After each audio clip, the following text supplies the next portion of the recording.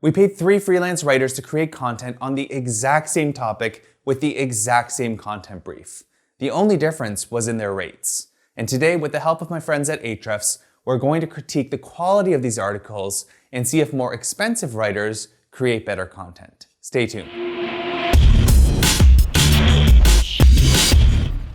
What's up everyone, it's Samo here with Ahrefs, and I am pumped to be here with my friends Josh, head of content at Ahrefs, and Patrick, our resident technical SEO, and basically our in-house wiki for all things SEO.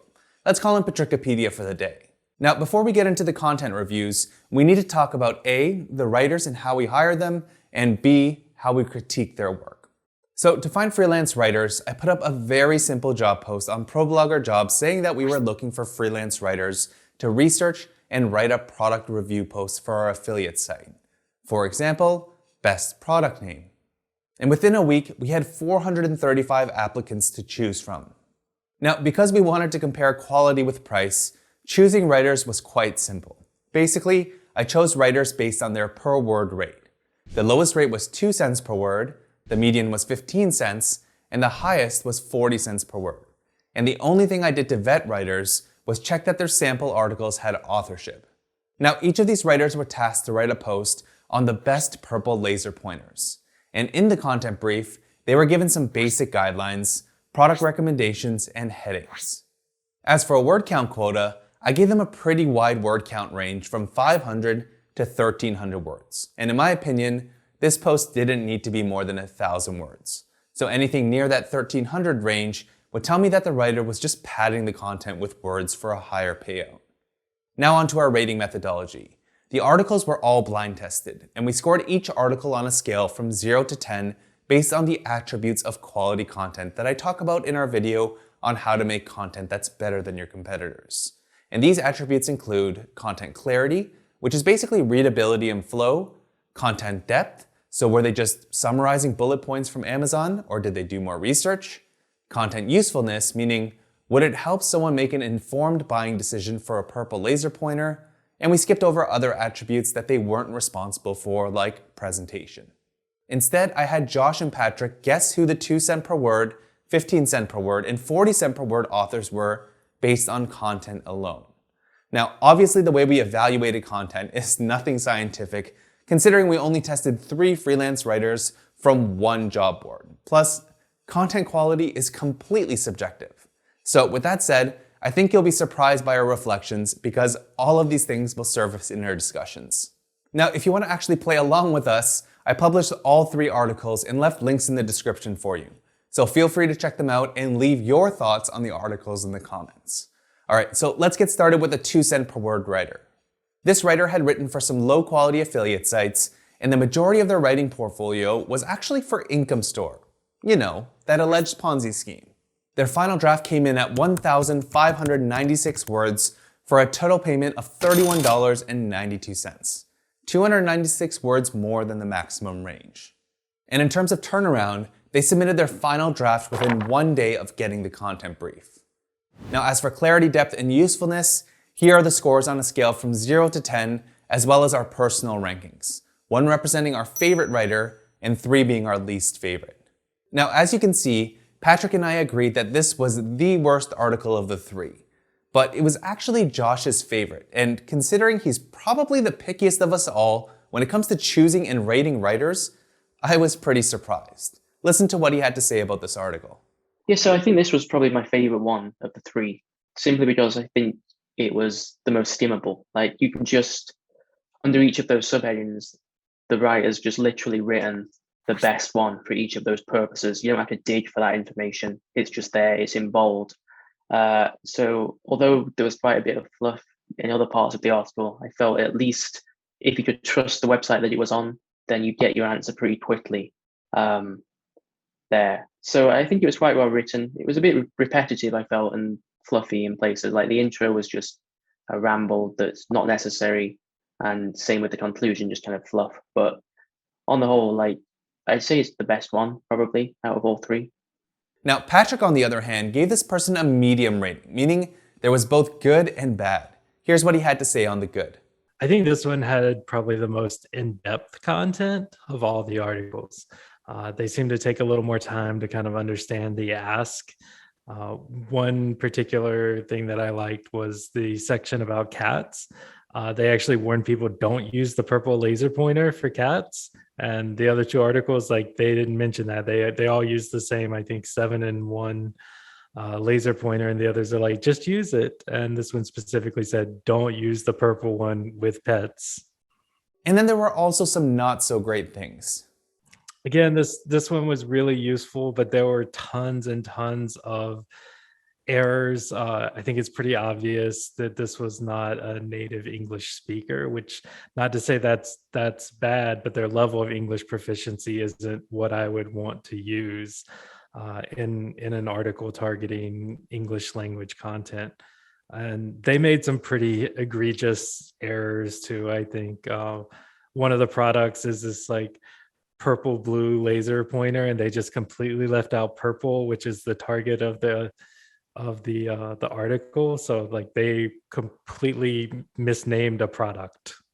For me, it felt like the writer had created a bullet list of points they wanted to cover, then they just converted them into sentences and then stitched them all together. So for me, it was a flow killer, and I actually had a very hard time reading it.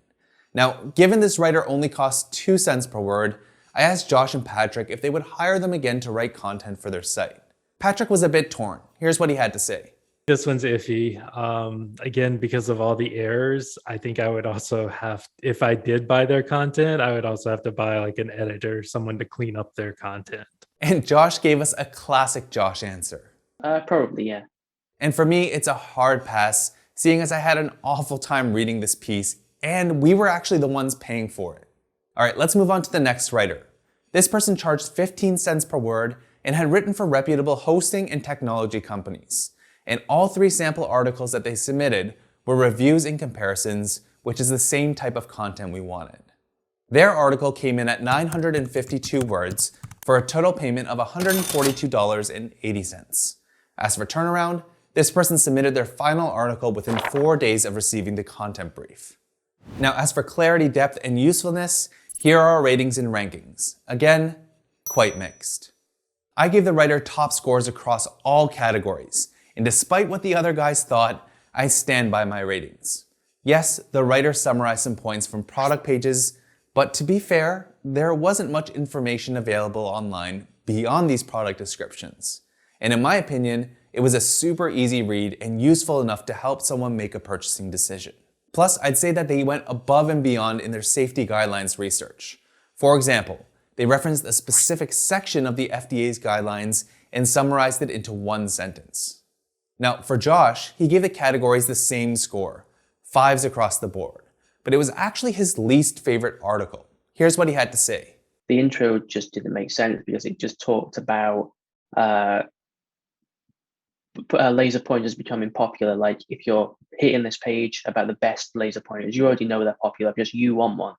And then under each section, this is kind of repeated, this kind of fluffy kind of vibe.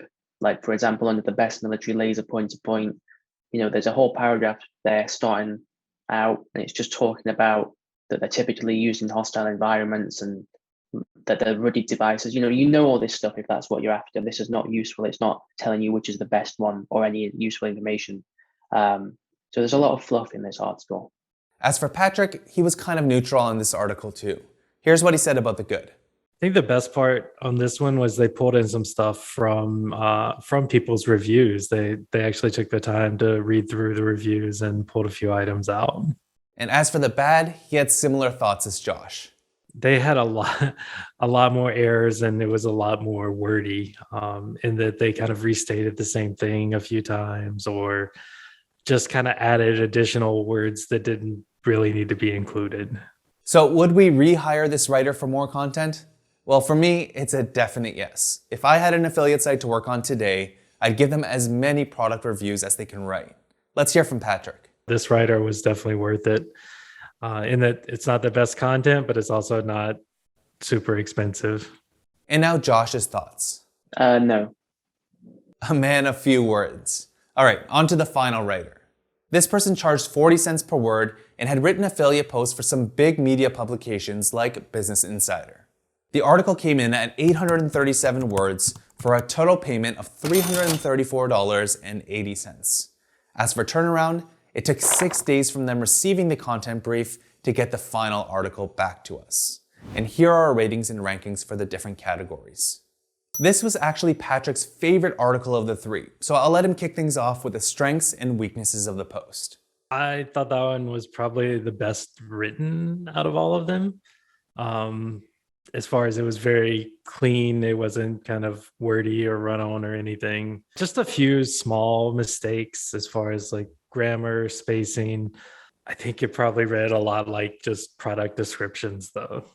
Now again, Josh gave this article 5s across the board, but liked it less than the 2-cent article. And it was mostly because of this.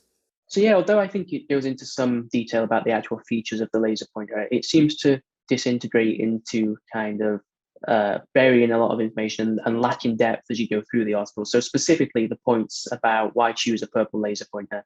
There's really only one decent point in there, which is that they have higher intensity and higher ignitability, whatever that means.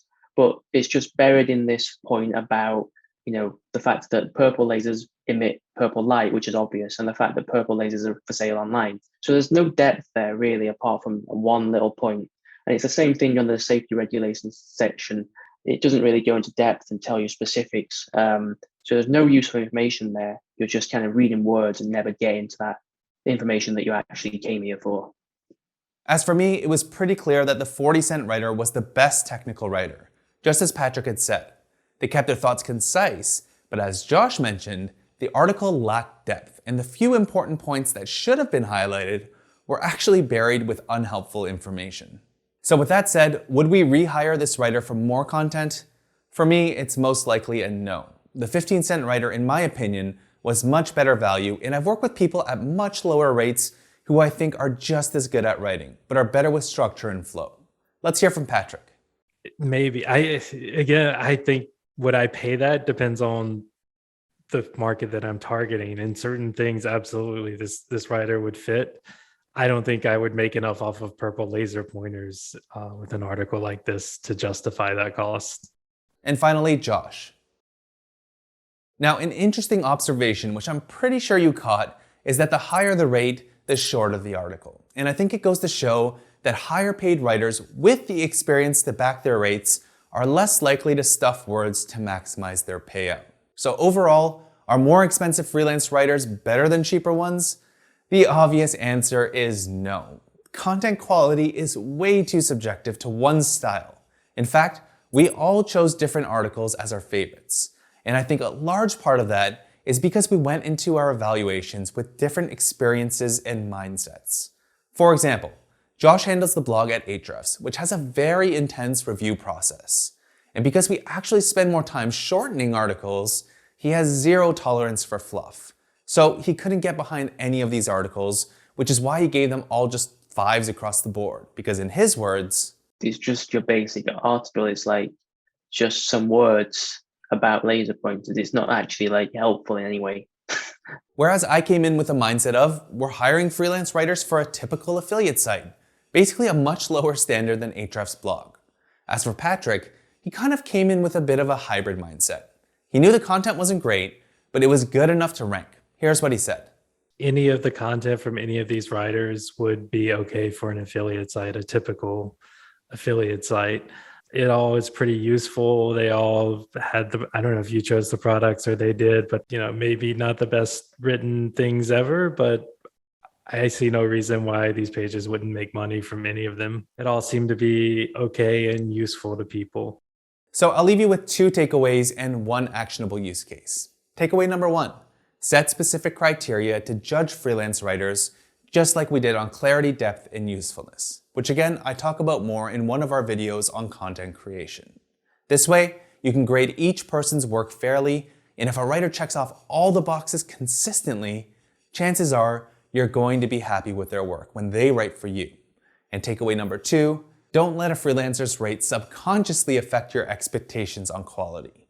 Instead, find writers whose content you genuinely like and would love to have on your site. And you don't need to limit yourself to job postings. Instead, you can actively go after writers from blogs you enjoy reading and try to hire them. A quick tip to do this is to use Ahrefs Content Explorer. Just search for site : in a website that you enjoy reading.